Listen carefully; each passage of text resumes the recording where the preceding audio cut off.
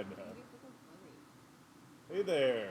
We are live coming to you this beautiful Friday. It's another sunny, gorgeous day here in Arizona. Yeah. I know the hot is coming, Yes. but by this time of year, usually by I think March, certainly April, I've completely forgotten just how hot it gets here in the summer. Oh yeah. Yeah, Yep. you just have these beautiful days. Yeah. Oh, this is just going to go on forever.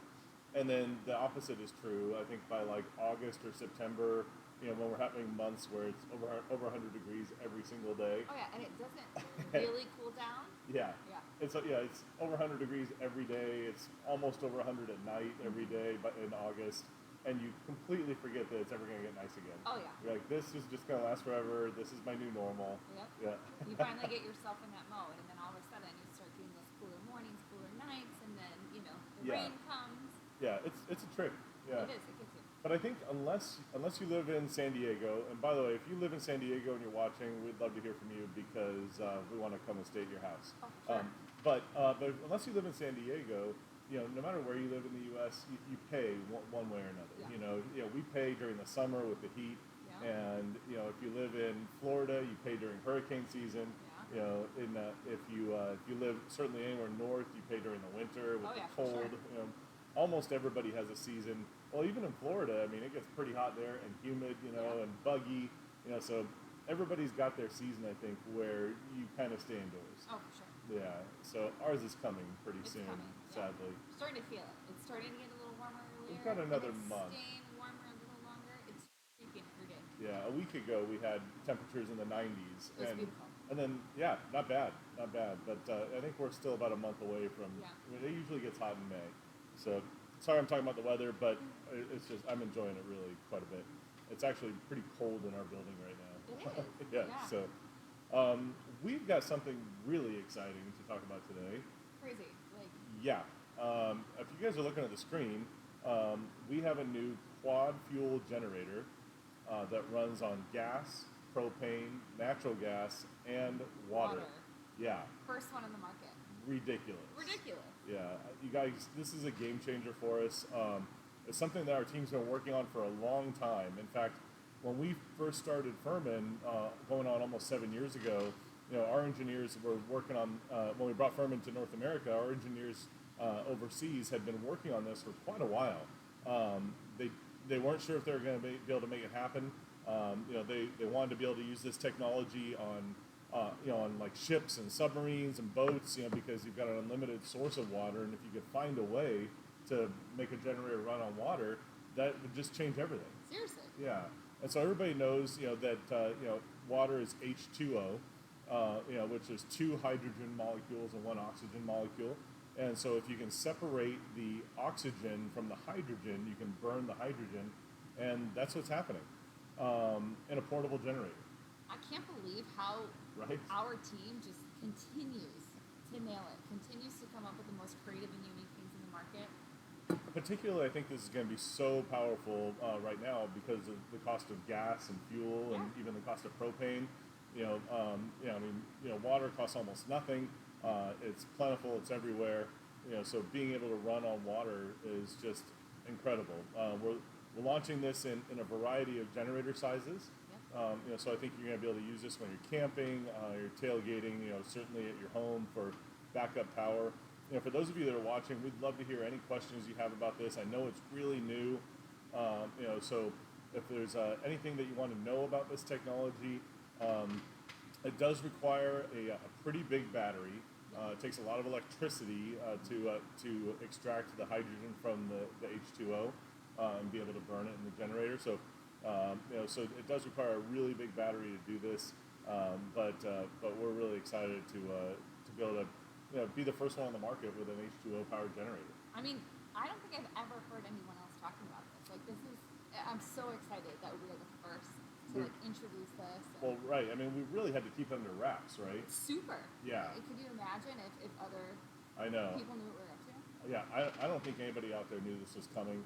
I'm sure the competition is going to try and copy this. Yeah. They're probably watching right now, thinking, oh my gosh, what do we do? Seriously.